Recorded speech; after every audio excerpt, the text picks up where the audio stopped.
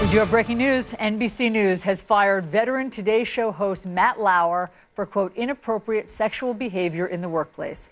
This development is obviously sending shockwaves through the media and across the country as viewers wake up to this news. So joining us now is the New York Times media columnist Jim Rutenberg, who broke the story of Lauer's firing, as well as our own Brian Stelter, CNN senior media correspondent and host of Reliable Sources. Jim, I mean, this has, obviously been a seismic shock in our business. We understand the New York Times had been working on a story for a while about Matt Lauer. What can you share with us about their reporting? I mean, we are not, we will be only reporting those details, I think, when they're fully firmed up from our standpoint. But obviously, NBC found in its own investigation that there were some troubling incidents involving Mr. Lauer and relationships. And but this was very interesting to me, is that what Andrew Lack said in his, the chairman of NBC, to his staff was someone came forward Monday night, and they acted right off of that tip, combined with some other what they found to be troubling stories about Mr. Lauer. They saw no other option but to terminate him, and that is terminating not only one of NBC's very biggest stars, but one of the very biggest stars in television, as you know. Yeah. No question. I mean, it's hard to argue he's not NBC News' biggest star. Jim, how do you reconcile the fact that you've been reporting on this, and I think at least one other outlet has been reporting on this, and things that have happened, with the corporate statement from NBC that nothing in 20 years, maybe we have some reason to believe, this happened on Monday, we acted right away? How do you reconcile those two senses of perspective on how long this has been? Well, that's something I think they know they're gonna have to answer. I believe they're eager to answer it.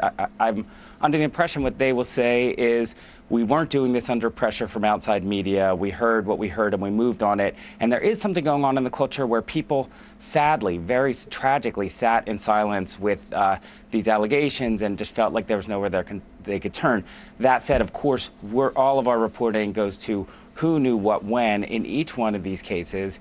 And so those will be the questions that Andrew Lack will have to answer. Again, they're trying to portray themselves as being proactive. And this is a case where, unlike Charlie Rose recently, what's that like? They all are blurring together in time. But there was a report in the Washington Post, then Action. So this was proactive, but there's a lot more that we'll be reporting, and others will as well. Oh my gosh, Brian, what a week in the TV news business. I mean, it was a week ago that Charlie Rose was fired after allegations.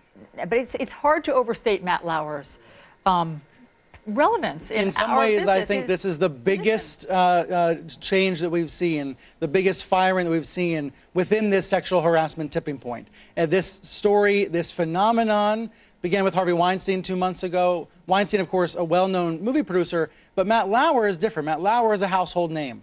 In every one of these cases, the allegations are unique, are specific. I think it's important not to paint with a broad brush. After all, we don't know what the New York Times and Variety and others may be reporting later about Matt Lauer. We don't know what was alleged in this complaint that was filed on Monday night. But we do know it was serious enough for NBC to take action within 24 hours. I'm told Lauer was told of this decision last night. We've been trying to reach out for him for comment and have not heard anything back yet. All right, so you have the world of politics where they still aren't even in the recognition phase. Some women are, and they're pushing for change. It's troubling that you don't have more men cooperative in the effort.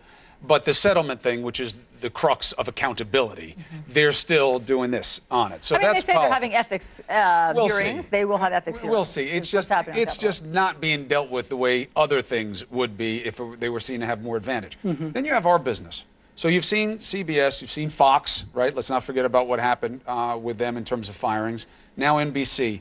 But the word change. Firing is a kind of change. It is the easiest kind of change. Because I thought what we were dealing with here is trying to break through a silence in culture. Who makes agreements? Jim Rutenberg. Who makes these kinds of agreements?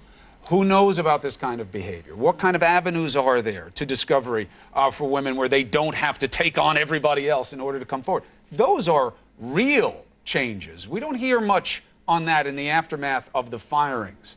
Your take?